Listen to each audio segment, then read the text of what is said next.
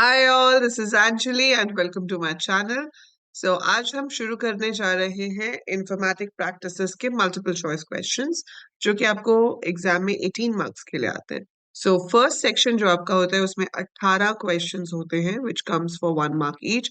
Total 18 marks बनते हैं। It's a big portion of your 70 marks, right. And जितनी practice आप इसकी करोगे उतना अच्छा है, क्योंकि एमसीक्यूज के लिए आपको इन डेप्थ नॉलेज होनी चाहिए पूरे टॉपिक की, and that's how you can answer your multiple choice questions, right? So I would suggest कि अगर आप आज से MCQs प्रैक्टिस शुरू कर रहे हो तो बेटा एक नोटबुक, एक रजिस्टर जो आपने मेंटेन किया हुआ है प्रैक्टिस के लिए, उसमें वो सारे क्वेश्चंस नोट करते जाना साथ साथ, जिसको देख के आपको लगता है कि इसको लास्ट टाइम पे रिवाइज करना पड़ेगा, ये मुझे अच्छे से आता नहीं है।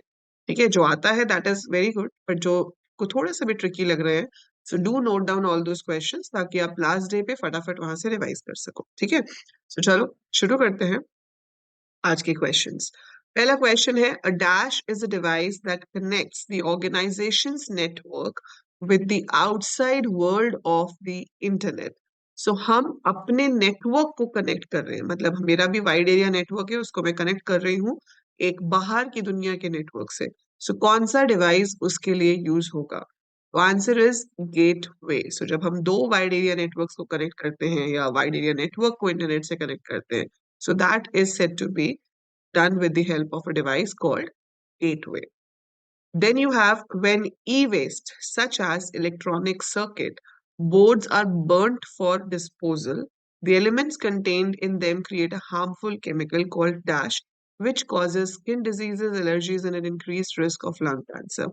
अब आप सोचोगे कि इतनी स्पेसिफिक डिटेल पूछिए, ये कैसे याद होगी? तो बेटा एनसीईआरटी का जो society law and ethic chapter है उसको आपको रीड करना पड़ेगा, क्योंकि उसमें से किसी भी चीज का एमसीक्यू बनाकर दे सकते हैं। ठीक है, इसका सही आंसर जो है वो है beryllium, option number 2। This is the correct answer for this, और ये एनसीईआरटी में से आपसे पूछा गया है। ठीक है, then question number 3 is copyright, patent and trademark comes under.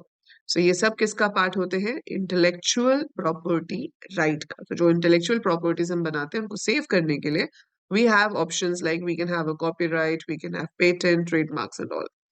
Fourth है predict the output of the following query.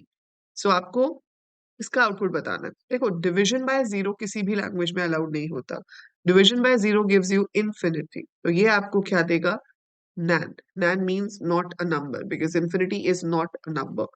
ठीक है, यहाँ पर नॉट अ नंबर आता अगर ये पाइथन होता, तो ये आपको बहुत ध्यान से करना है। ये पाइथन नहीं है, ये एसक्यूएल है, तो यहाँ पर नैन नहीं आएगा। ऐसी छोटी छोटी चीजें हैं जो एग्जाम में हमसे कुछ गलत करा सकती हैं और फिर हम अपने मार्क्स लूज कर सकते हैं। इसलिए सिलेक्ट करने के बाद भी आपको रिवाइज जरूर करना है, and you have to be very careful in IP की जो क्वेश्चन है वो एसक्यूएल का है या पाइथन का है। नैन तो पाइथन में होता है, एसक्यूएल में नैन होता ही नहीं है। सिंस ये एसक्यूएल है तो इसका सही आंसर होगा नल, क्योंकि हमारे पास एसक्यूएल में नल होता है, नैन नहीं होता। Which of the following SQL function does not belong to the math functions category? Math functions में power होता है, round होता है, mod होता है, length नहीं होता। Length is a string function जिसके अंदर आप length में bracket में एक string देते हो और वो आपको उसके number of characters count करके देता है कि how many characters I have in that. ठीक है, Dash is not a FOSS tool. FOSS is free open source software. तो इसमें से कौन सा फ्री ओपन सोर्स सॉफ्टवेयर नहीं है? आपका गूगल क्रोम जो है, क्रोमेनियम जो है वो ओपन सोर्स है। Google Chrome is not an open source software. LibreOffice open source है, मोजिला फायरफॉक्स ओपन सोर्स है, पाइथन भी ओपन सोर्स है, लेकिन गूगल क्रोम जो है आपका वो ओपन सोर्स नहीं है। CSV stands for, very easy question, it's comma separated values. Option number 3 is the correct answer, comma separated value. Now, Raj, a database administrator, needs to display the average pay of workers from those departments which have more than 5 employees. He is experiencing a problem while running the following query. तो उसने लिखा है select depth, comma average sal from M where count star greater than 5 group by department. Clearly हमने ये पढ़ा है कि भाई where के साथ aggregate function की condition नहीं दी जाती। ये condition होनी चाहिए थी having में। तो अब आप देखो कि इसमें से कौन सी ऑप्शन है जो उसको सही तरीके से लिख रही है। इसमें भी वेयर है तो ये गलत है। इसमें क्या किया है इन्होंने, हैविंग पहले लगा दिया है, तो हैविंग के साथ तो लगाया, पर हैविंग हमेशा ग्रुप बाय के बाद आता है, तो इसलिए आपका ऑप्शन नंबर 4 जो है वो सही आंसर है। Select department comma average salary from M, group by department, having count star greater than 5। तो पहले ग्रुप बाय आता है, उसके बाद हैविंग आता है। ठीक है, so option number 4 is the correct answer in that case. Now predict the output of the following query. So ये मेरे पास डेट है, इसमें से सबसे पहले अंदर वाला फंक्शन काम करेगा। मंथ नेम को हम फेच कर रहे हैं, सो मंथ नेम ये क्या है, 03 is your year, month, day. 03 मेरा मंथ है, 03 का मतलब हो गया मार्च। फिर इसके बाहर फंक्शन लगा है एल केस। एल केस का मतलब है स्मॉल लेटर्स में कन्वर्ट करना। तो आपके पास मार्च आएगा, लेकिन पूरा का पूरा मार्च स्मॉल लेटर्स में होगा। So March in small letters is your answer. Which of the following command will show the last three rows from a panda series named NP? आखिरी 3 रोज आपको दिखानी है, तो टेल फंक्शन यूज होता है। पाइथन केस सेंसिटिव है, तो मुझे कैपिटल स्मॉल का ध्यान देना पड़ेगा। और यहाँ पर आपके पास स्मॉल में जो है वो ये है, np डॉट टेल ब्रैकेट में 3। सो np डॉट टेल 3, इससे क्या होगा, हमारे पास सिर्फ जो आएगा that will be the last 3 rows. With reference to SQL, identify the invalid data type. So इसमें से आपके पास कौन सा डेटा टाइप है जो नहीं होता है एसक्यूएल में? सो मंथ जो है ऑप्शन नंबर 4, वो कोई डेटा टाइप नहीं होता। मंथ तो फंक्शन है, it's not a data type, right? Date data type होता है, जिसमें ईयर, मंथ, डे तीनों चीजें स्टोर होती है। In Python pandas, while performing mathematical operations on series, index matching is implemented. मतलब जहां पर इंडेक्स मैच करते हैं वहां पे सीरीज के ऊपर ऑपरेशन परफॉर्म होता है। And all missing values are filled in with dash by default. So missing values में क्या आता है, नैन, नॉट अ नंबर। ठीक है, so NaN is filled where we don't have any matching index. Question number 13. By restricting the server and encrypting the data, the software company's server is unethically accessed in order to obtain sensitive information. The attacker blackmails the company to pay money for getting access to the data and threatens to publish sensitive information unless price is paid. मतलब आप उसको धमका रहे हो और धमका के फिरौती मांग रहे हो। फिरौती को इंग्लिश में क्या कहते हैं, रैंसम, है ना? जैसे बंदा किडनैप होता है, यहाँ पे डेटा किडनैप कर लिया। सो डेटा किडनैप हो गया, वो डेटा छुड़वाना है आपको, तो उसके लिए आपको पैसे देने पड़ते हैं। एंड वो है आपका ऑप्शन नंबर 4, रैंसम वेयर। तो इसका सही आंसर जो है वो है ransom where.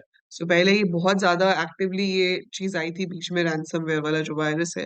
But now with the help of our so-called cybersecurity people, we are protected from this with the help of many antiviruses and firewall systems. ठीक है, in SQL the equivalent of u case is, मतलब ऐसा कौन सा function है SQL में जो आपको सेम रिजल्ट देगा जो आपको u केस देता है, और वो है पर।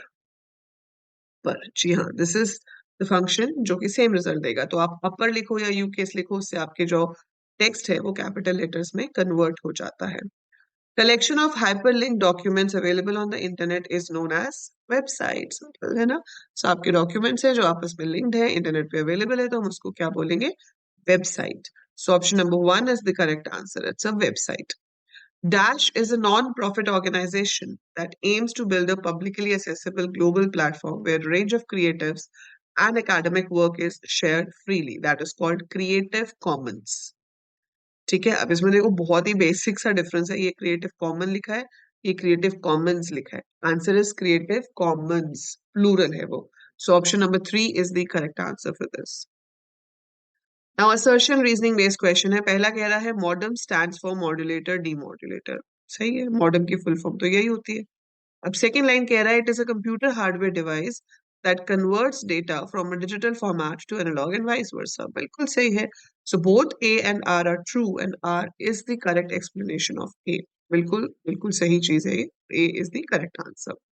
Then it says to use the pandas library in a Python program, one must import it. True. Pandas library अगर आपको यूज करनी है तो आपको इंपोर्ट पांडास करना पड़ता है। The only अलायस name that can be use with the pandas library is PD. नहीं, आप कोई भी अलायस दे सकते हो। इंपोर्ट पांडास एज पीडी हम लिखते हैं, पर ये रूल नहीं है कि आपको इंपोर्ट पांडास एज पीडी ही करना है। आप वहां पे पीडी करो, आप वहां पे अंजलि करो, आप वहां पे अपना नाम करो, डज नॉट मैटर। आप कोई भी अलायस दे सकते हो, बस वैलिड आइडेंटिफायर होना चाहिए, मतलब उसके अंदर स्पेसेस, स्पेशल सिंबल्स वगैरह नहीं होने चाहिए। एंड फिर जो भी अलायस आप दोगे वही अलायस आपको आगे कोडिंग में यूज करना पड़ेगा। जैसे हम pd डॉट डेटा फ्रेम लिखते हैं, तो अगर आपने km दिया है तो आप km डॉट डेटा फ्रेम लिखोगे, but it should be a valid identifier and you have to use the same. तो सेकंड स्टेटमेंट जो है वो फॉल्स है, तो इसमें आंसर आपका होगा point number 3, a is true but r is false. So a is true but r is false is the correct answer for this question. सो ये तो थे आपके 18 क्वेश्चंस जो हमने यहाँ पे डिस्कस किए। ऐसे ही हम बहुत सारे पेपर्स के 18 क्वेश्चंस डिस्कस करेंगे ताकि आपके एमसीक्यूज की प्रैक्टिस जो है वो अच्छे से हो जाए, राइट। सो और हर वीडियो के एंड में आपको मुझे बताना है कमेंट्स में लिख के कि आपके 18 में से कितने आंसर सही थे, आपको कितने क्वेश्चंस के सही आंसर्स पता थे। So write it down in the comments below and जाने से पहले वीडियो को लाइक जरूर कर देना, अपने फ्रेंड्स के साथ, क्लासमेट्स के साथ शेयर करो and share it with your juniors as well. Share the channel with your juniors, share the app with your juniors because 2024-25 के लिए भी सेशन बहुत ही जल्दी शुरू हो रहा है। So share the courses, share the playlist with them so that वो अपनी 12th की starting ही बहुत अच्छे तरीके से कर सके। So that is it for this video. I'll see you in the next one. Till then, take very good care of yourself.